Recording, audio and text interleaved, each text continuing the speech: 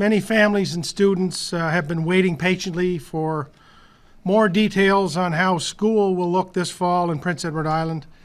I'm proud today and pleased to be with the Minister of Education and Lifelong Learning, Brad Trivers, the Honourable Brad Trivers, and of course, Dr. Heather Morrison, our Chief Public Health Officer.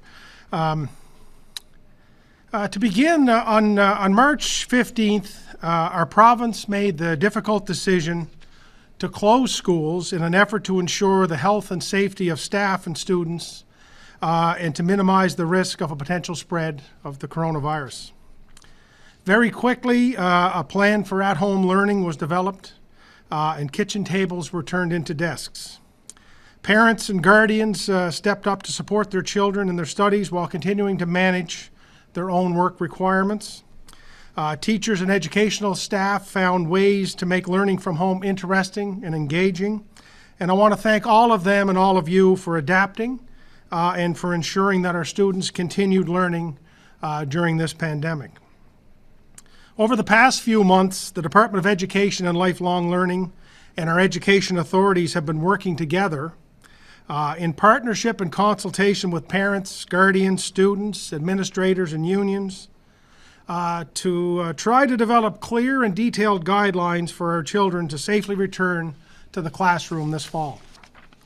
Our focus has been and continues to be getting our children back to school in a way that makes their day as normal as possible, as normal as it can be in this time we call COVID, with full school days, 5 days a week, as we know that this is the very best option for their overall well-being and learning.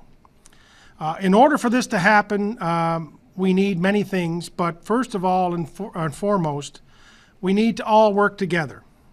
And there will need to be measures that will be put in place that will protect the health and safety of our school communities. And our plan will allow children and students to learn in the classroom with their peers safely. There are still many unknowns about this virus. We learn more about it each and every day.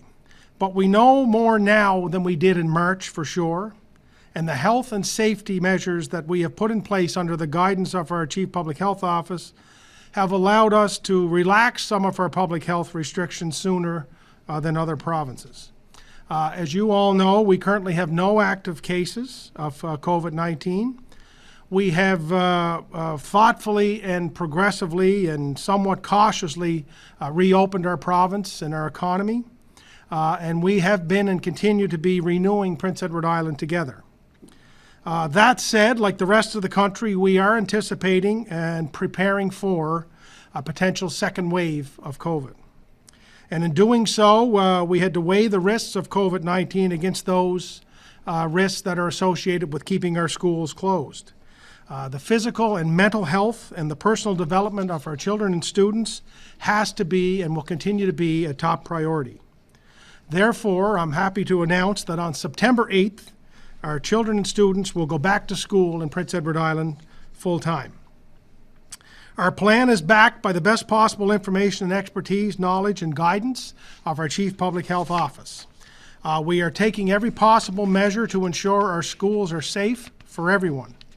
This includes minimizing to the best we can the interactions of our students in school, and to continue to do as all Islanders have been doing each and every day by practicing proper health protocols such as physical distancing. Our plan includes staggered arrival and departure times, recess and lunch breaks, and it will include additional staffing and support for our students. Our plan is designed to minimize the risk of a COVID-19 outbreak in our schools. We know that these adjustments will take some time to getting used to, and we will have that added support, that extra support where it is needed to help our children, our families, and our students and our staff adjust.